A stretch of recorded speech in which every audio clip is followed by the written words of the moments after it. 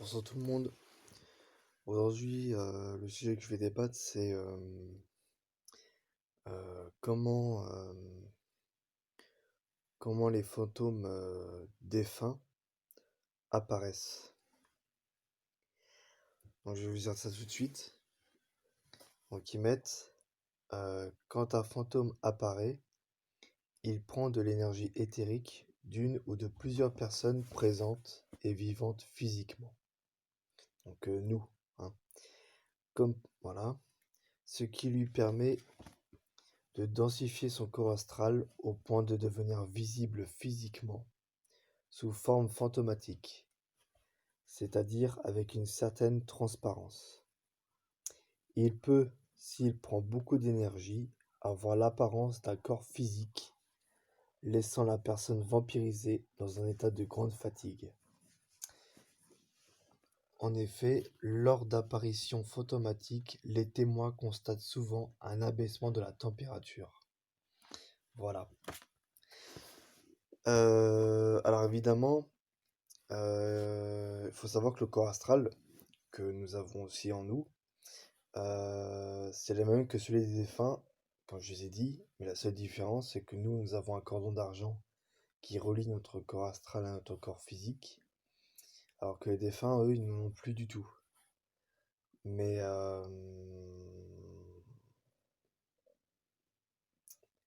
mais voilà.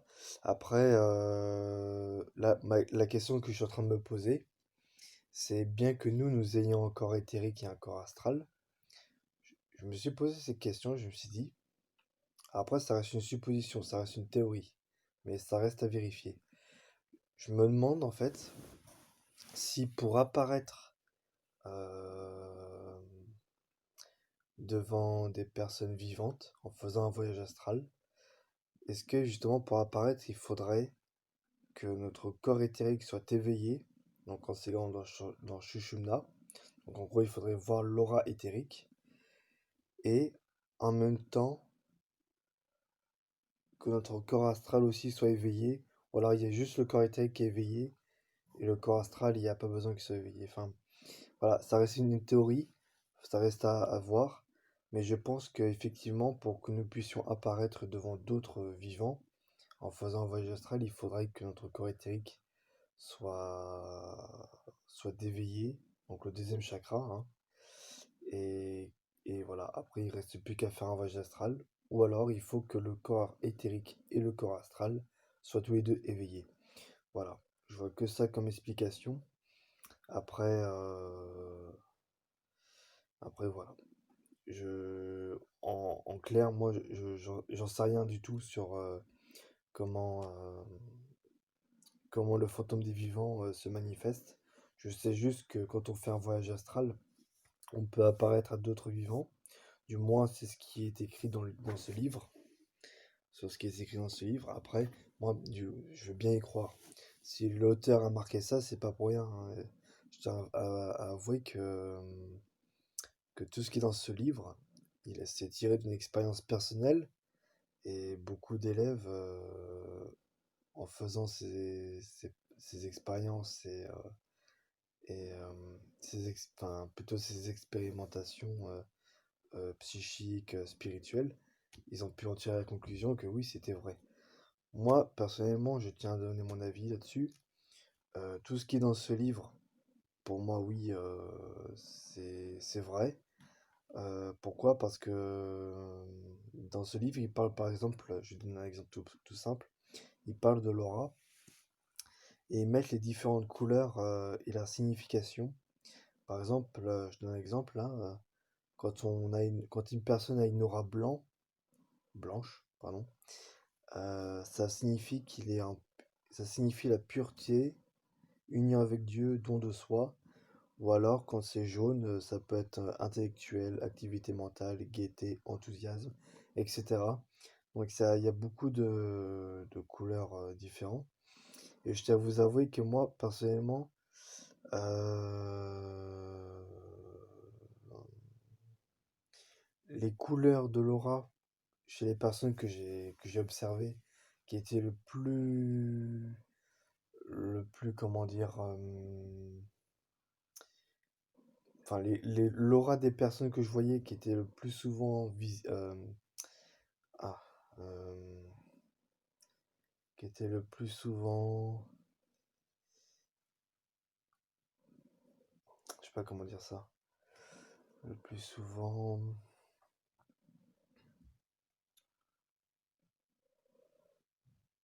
enfin, le plus souvent visible, on va dire ça comme ça, c'est plus une aura blanche et une aura noire.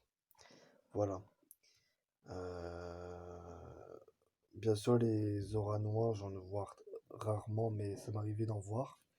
Mais les auras blancs, ça, on en voit beaucoup plus souvent. Mais voilà. Moi, je sais que j'étais avec un pote une fois, on travaillait ensemble et une fois, j'avais vu qu'il avait une aura noire. Donc ça veut dire que quand une personne est une aura, ça veut dire qu'il a de l'énergie vitale, hein. Donc il avait l'énergie vitale, mais tu voyais, quand c'est noir, ils disent que c'est une personne malsaine, maléfique. Donc pas très positif, voilà, très tourné vers le mal, entre guillemets. Et je lui avais dit discrètement, j'ai pas dit ça devant tout le monde, je lui ai dit à voix basse, je vois que tu as une aura noire, tu as des intentions très négatives. Voilà, et il m'a dit comment tu sais ça? Je lui ai dit, bah, je vois ton aura, elle est sombre, et sur ce que je sais, c'est pas très positif. Voilà. Et il m'a dit, effectivement, tu as raison, il, il avait des intentions négatives. Après, envers qui, je ne sais pas, mais je suis pas allé plus loin, mais enfin voilà. Ça a confirmé bien ce que j'ai vu. Euh, donc voilà.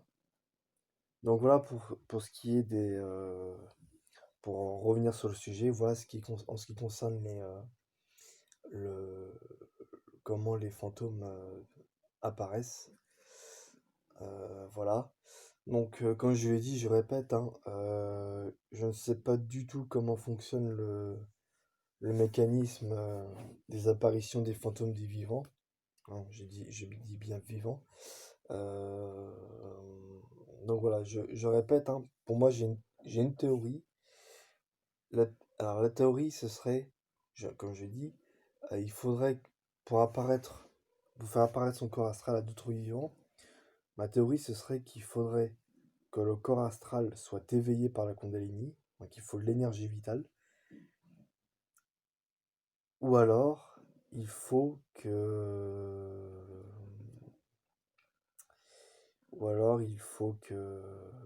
comment dire, ou alors il faut juste qu'on ait suffisamment d'énergie éthérique, donc il faut que le corps éthérique soit éveillé pour que notre corps astral puisse apparaître. Voilà. Après, voilà, comme j'ai dit, je ne prétends pas détenir la vérité sur le mécanisme des apparitions. Mais voilà, je vous donne une piste. À vous après d'essayer d'exploiter ce domaine et d'essayer de voir par vous-même si ça marche vraiment. Bien évidemment, le fantôme des vivants, les apparitions, ça existe bel et bien parce que sinon l'auteur n'aurait pas mis ça dans son livre, hein. Mais c'est plus pour ce qui concerne si ça correspond, si pour apparaître aux autres, il faut que le corps éthérique soit éveillé, ou alors il faut que le corps astral soit éveillé.